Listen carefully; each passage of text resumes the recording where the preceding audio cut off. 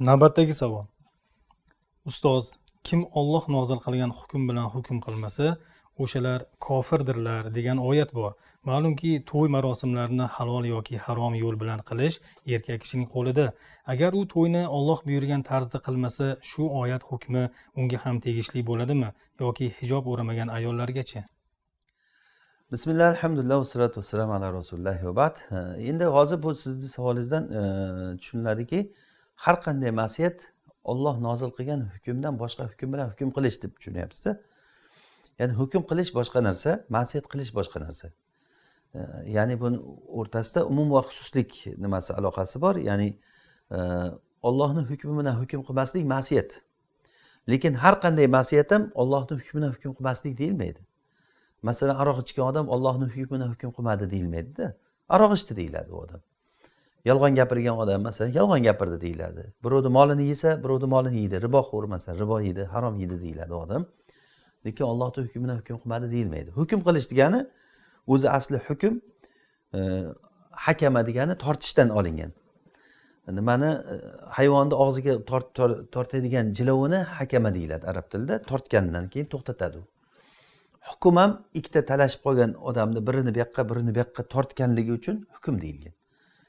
Arab tilida shaddanda, shadd degani o'sha tortish. Yo'qdan hukm qilishda o'rtani ajratib qo'yadi, senga mana bu, senga mana bu. Masalan, ikkita odam birov bilan talashib o'tgan bo'lsa, o'shani siz bo'lib bersangiz, o'rtalarida hukm qilgan bo'lasiz. Masalan, merosni bo'lib bersangiz, o'rtada hukm qilgan bo'lasiz. Ikkita sherik masalan talashib qoldi, uni siz ajratib qo'ysangiz, o'rtasini hukm qilgan bo'lasiz.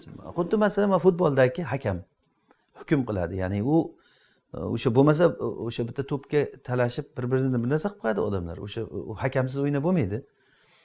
Chunki hammasi o'zini haqman deb o'ylaydi. Bunisi yoqqa tortsa, bunisi bu yoqqa tortadi. Shuning uchun hakam nima qiladi? Sen bu yoqqa o't, sen bu yoqqa o't deb turib hukm qiladi o'rtada. Demak, hukm degani mana shundan.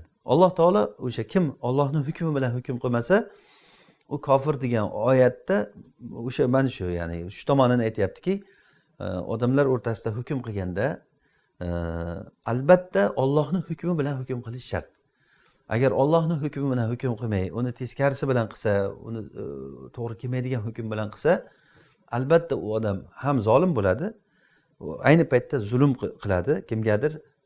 Allohning hukmidan boshqasi albatta zulm bo'ladi. Va aynan zulm qilgandan keyin fosiq bo'ladi va aynan o'sha odam kofir bo'ladi. Kofir bo'lganligi, ya'ni Alloh taoloning ne'matini yeb, ya'ni ne'matga nonko'r bo'lgan bo'ladi. Mana shu hukm qilishni nimasi ulamolar aytadiki, kufr asg'ar bu. Kufr asg'ar, ya'ni ma'siyat ma'nosidagi. Xuddiki otasidan boshqani ota desa kofir bo'libdi u. Kufrum billahi deb aytganlar Allohga kofir bo'lish bo'ladi, nasabidan voz kechish.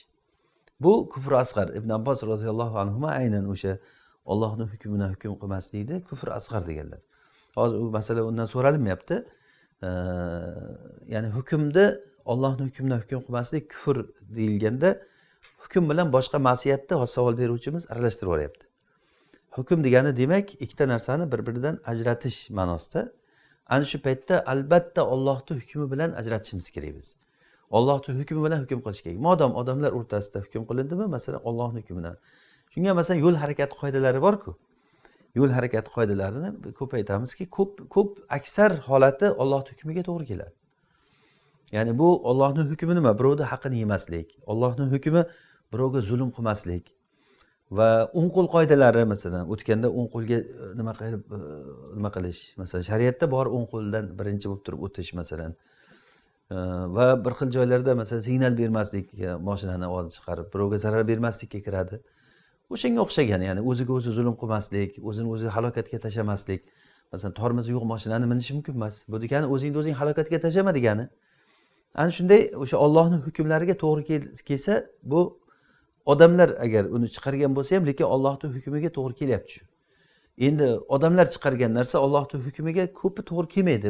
Masalan, jinoyat masalalarida o'g'rini Allohning hukmi o'g'rini qo'lini kes deyapti. Allohning hukmi o'g'rini qo'lini kes deyapti.